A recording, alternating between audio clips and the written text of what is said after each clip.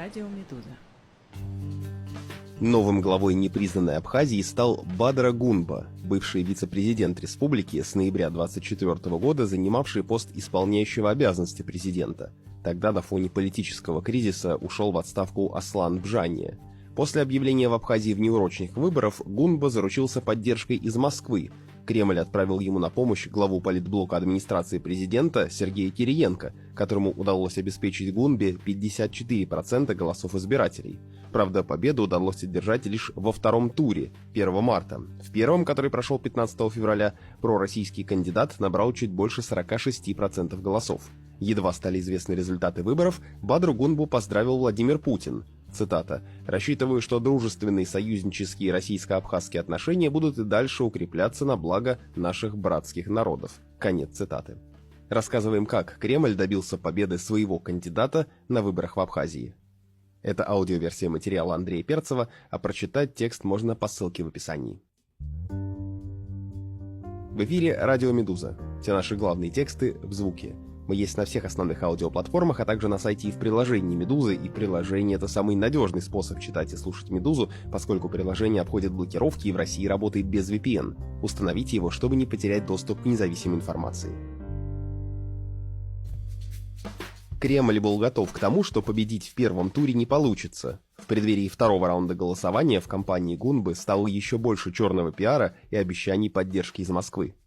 Накануне внеурочных выборов в Абхазии «Медуза» писала, что в ходе избирательной кампании в Кремле решили сменить куратора непризнанной республики и вместо президентского помощника Дмитрия Козака назначили на эту должность Сергея Кириенко. По словам двух близких к администрации президента собеседников «Медузы», Кириенко сам вызвался разрешить абхазский кризис.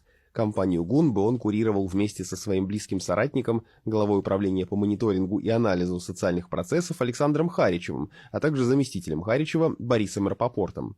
Работало два штаба, один в Сухуме, другой в Сочи. Харичев регулярно приезжал, Борис курировал непосредственно на месте, уточняет близкий к АП источник «Медузы». Разрабатывать кампанию Гунбы Кириенко поручил группе кремлевских политтехнологов во главе с бывшим вице-губернатором аннексированной территории Запорожской области Сергеем Толмачевым.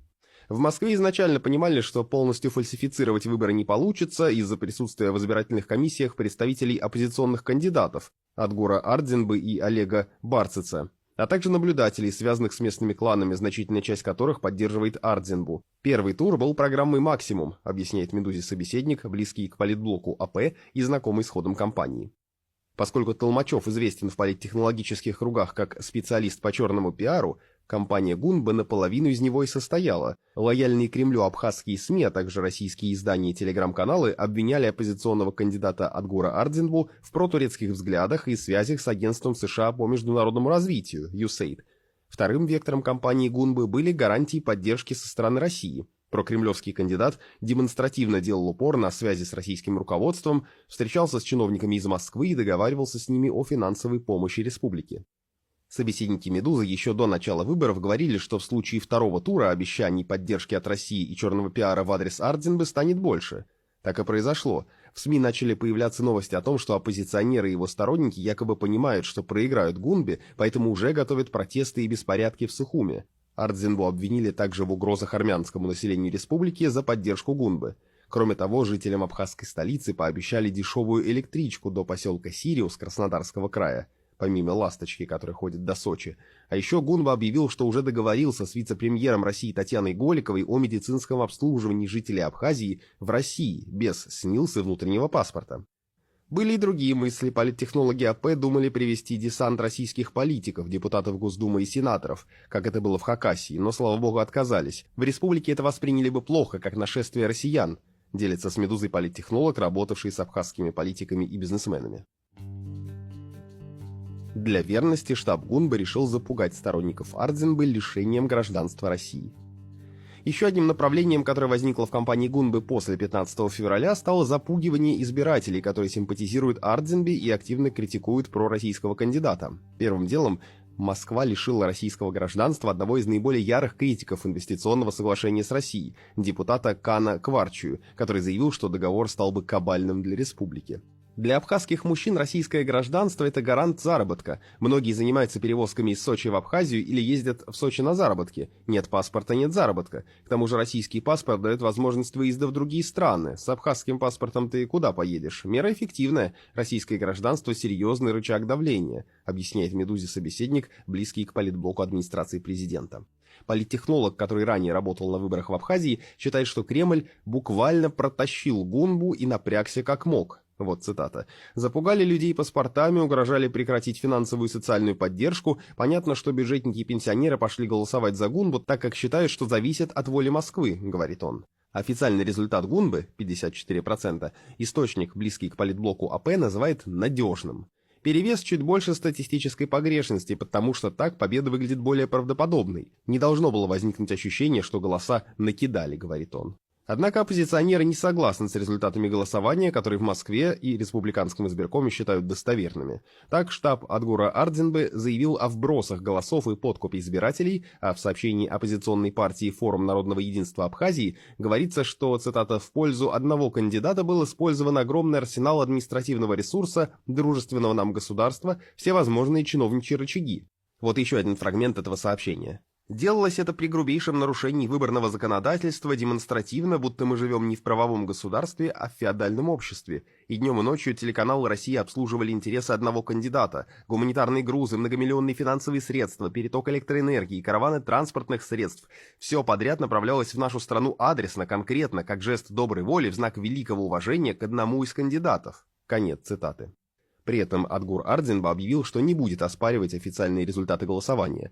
Он не стал поздравлять Гунбу и намекнул, что вместе со сторонниками будет участвовать в муниципальных кампаниях, а через 2 года в выборах в республиканский парламент.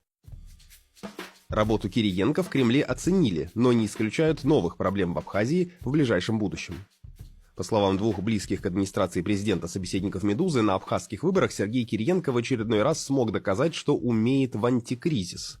Гунбу быстро поздравил Владимир Путин, значит, усилия Кириенко не остались незамеченными и в проект вписались не зря, отмечает один из источников. Он сомневается, что Кириенко каким-либо особым образом наградят, но считает, что победа в Абхазии ляжет в копилку достижений Кириенко для будущего карьерного роста. При этом другой собеседник, знакомый с ходом кампании, говорит, что негатив в отношении властей к кампании Гунбы тоже есть. Был перегрев с чернухой, имеется в виду черный пиар, в адрес Ардзинбы, и многих местных обидели и многих поссорили. Гунба победил, но народ теперь разрублен, соглашается политтехнолог, ранее работавший на выборах в Абхазии. Москва выбрала самый простой путь разрешения кризиса в республике, продолжил он. Голосуешь за Гунбу, голосуешь за Россию. Голосуешь против, значит ты против России. Вот и оказалось, что примерно половина населения за деньги и социальные плюшки, а половина гордые и самостийные. А еще у многих появилась обида и даже критическое отношение к России, хотя изначально их не было, объясняет собеседник «Медузы». В будущем в республике может снова разгореться политический кризис, об этом сообщает источник, который сотрудничал с абхазскими политиками и бизнесменами. Выборы в парламент в 2027 году точно будут проблемными, но СВК, имеется в виду Сергей Владимирович Кириенко, уже вряд ли будет к тому времени заниматься политическими вопросами и курировать Абхазию. Передаст все это по наследству своему преемнику, говорит он.